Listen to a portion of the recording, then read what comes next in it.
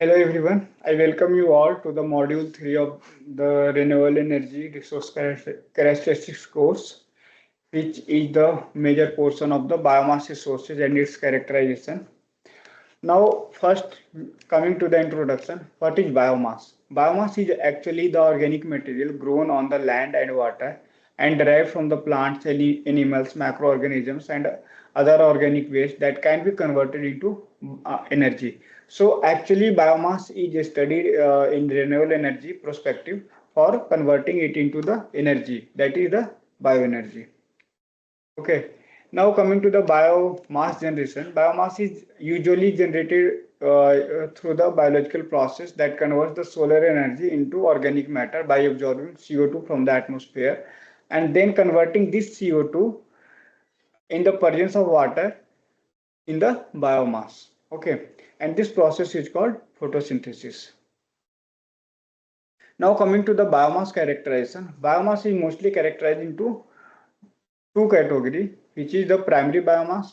Primary biomass is the biomass derived directly from the plants, okay, like woody biomass or energy crops, okay. But the secondary biomass is the output of some process, okay, like when we talk about the agriculture residue. So during the agriculture harvesting, the grains which is obtained at the end of the agriculture harvest is the primary product, but with that we also get the crop residue, okay, like rice straw, wheat straw, which is the waste for the farmers, okay. So this biomass is considered as the secondary biomass. Similarly, forest residue, horticulture residue, industrial waste, and municipal solid waste, sewage waste, animal and human waste are considered as the secondary biomass.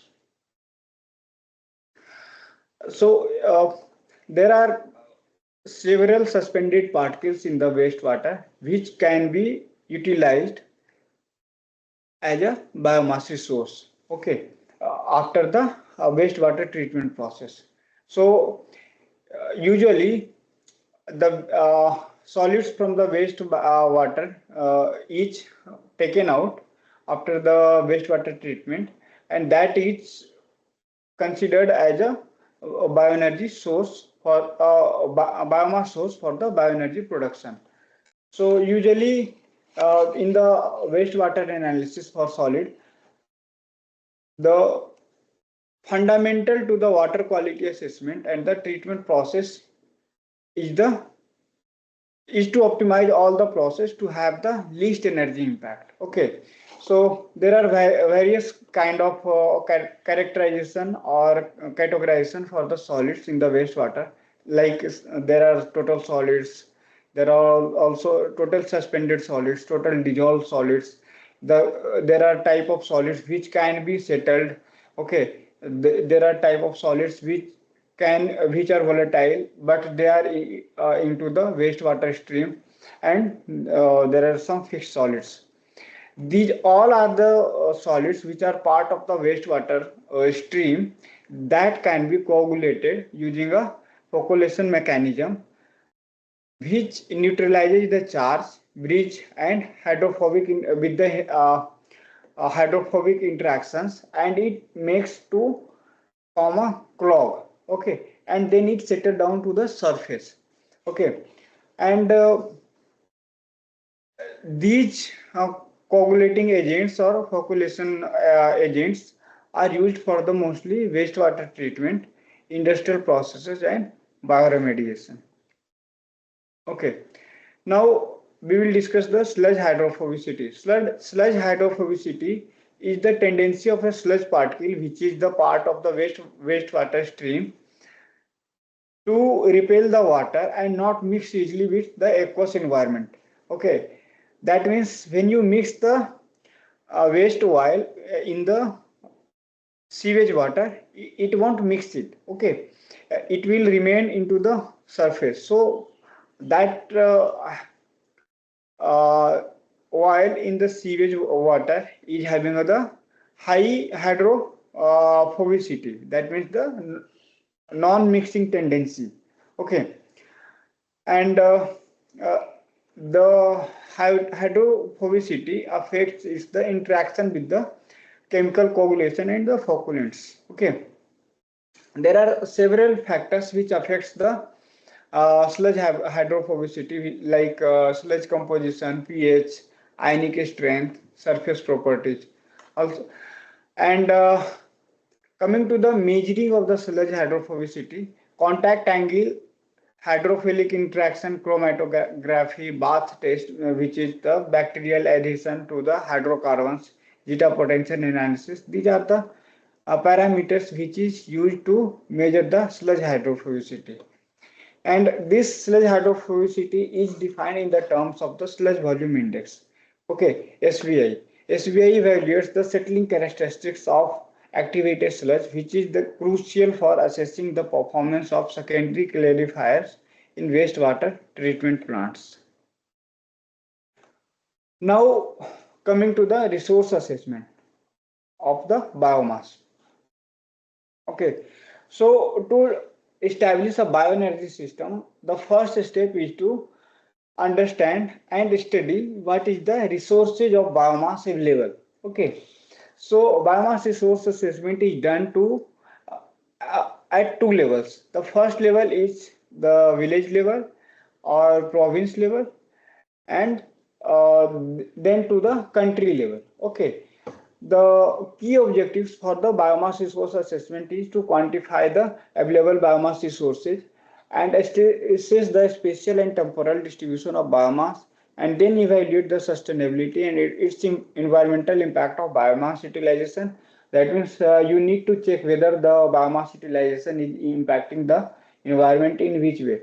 That means it's like the sustainable harvest of the biomass from the environment for energy perspective. Okay, and then you identify the logistical challenges of the biomass, like collection of biomass, transportation and storage.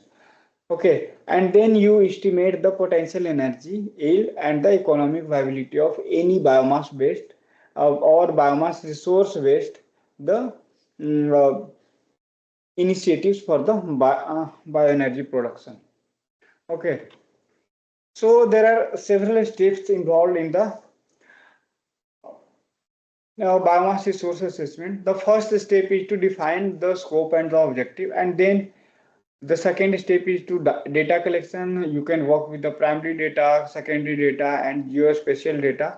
Then the third step is biomass estimation. You estimate the quantity of biomass which is available in the terms of agriculture residue, forest residue, animal waste, municipal solid waste, algae, etc. Then the fourth step is the assessment of availability of biomass. That means this have several categories like technical availability, sustainable availability, economic availability.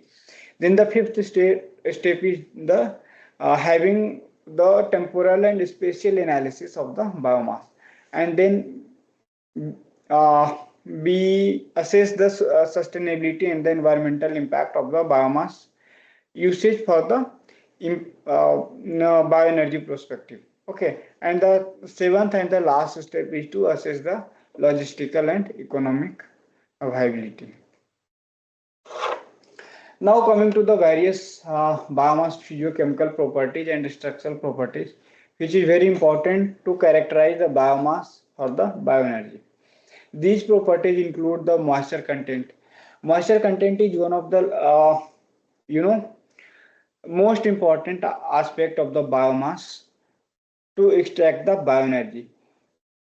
For example, when the moisture content is very high, you will get very less heat from the unit biomass. Okay, so biomass having the less moisture content is preferred for the bioenergy perspective. Okay, then we do the proximate analysis, which gives the volatile matter content, fixed carbon content, and biomass as content. And then we do the ultimate analysis, which provides the combustible elemental composition of biomass, which is carbon, hydrogen, nitrogen, oxygen, and sulfur. And we also estimate the calorific value of biomass, just to have the idea of how much is the energy available with the biomass. Okay, then we also study the chemical property of biomass, like lignocellulosic analysis, cellulose hemicellulose, and lignin content, just to understand the stability of the biomass as a fuel. Okay. So now coming to the method for estimating cellulose, hemicellulose, and lignin content. There are various steps involved in the estimating the composition of biomass. With the Fourier transform of infrared spectroscopy, we try to understand the functional group available with the biomass. There are several national renewable energy laboratory methods which also characterize the biomass. Classen lignin method is used to estimate the lignin content and study the biomass stability as a fuel in the furnace. And then we do the NMR spectroscopy and fiber analysis. Okay, now coming to the protein estimation in biomass. Okay, so protein content estimation in biomass is critical analytical process, particularly in application for such as biofuel production, animal feed formulation, and bioproduct development. There are various methods for the estimating protein from biomass, like Geldal method, Duma method, Briet method, Bradford method, and near infrared spectroscopy method. Okay. Now coming to the structural property of biomass. Four structural property of biomass is important with a perspective of bioenergy conversion. The first one is bulk density, particle size, angle of repose, and porosity and permeability. Bulk density is one of the important characteristics. Let's say if some biomass is having the higher density and some biomass is having the lower density. So the biomass having the lower density will burn more efficiently. That means it gives the weight to come out the volatile matter during the burning, and the volatile matter comes out easily in the porous material or porous biomass, and it mixes with air and produces heat. That means it is one of the efficient pathway to convert any biomass into bioenergy. Okay, uh, but if the bulk density is high, so it will like a hinder to just the propagation of volatile matter during the burning. Okay, so these volatile matter will not be able to mix evenly with the air and will not get the sufficient oxygen to burn completely. So there will be some unburned quantity of the volatile matter if the bulk density is very high. Okay, similarly, particle size, angle of repose, and porosity permeability is associated with the bulk density and a very important characteristics for the defining the fuel properties of biomass. Okay, now coming to the thermal analysis. Thermal analysis of biomass involves the studying the behavior of biomass when subjected to the controlled temperature challenges. Like we need to assess the how this biomass will behave in the presence of high heat, so that you could have some idea about uh, just the flame propagation or the quantity of heat or the pattern of heat you will get through the each cycle of the biomass. Okay, there are few techniques for the thermal analysis, like thermogravimetric analysis, differential thermal analysis, and differential scanning calorimetry to assess the thermal stability of the biomass. Okay, now coming to the thermal analysis parameter, heating rate, atmosphere, sample size, and temperature range is the most important for the thermal analysis of biomass. Let's say heating rate is very high in pyrolysis. Okay, so what will happen?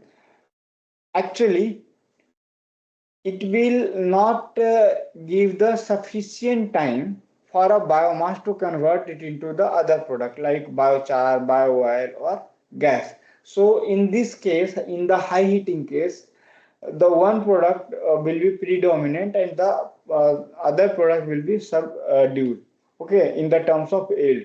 So depending upon the kind of product you want at the end of the process, you decide the heating rate. Okay, if you want the solid residence time is high to resemble the biomass with coal uh, after the thermochemical conversion, so you will try to have the lower heating rate. Okay, similarly atmosphere is very important when biomass having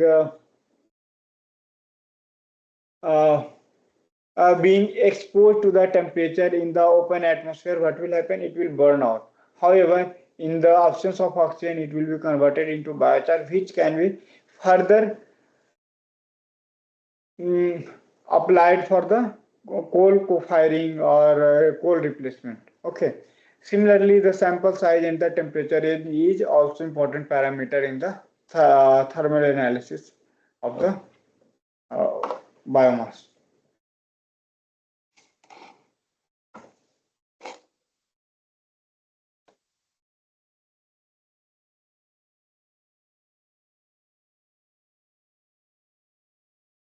कितने minute का हुआ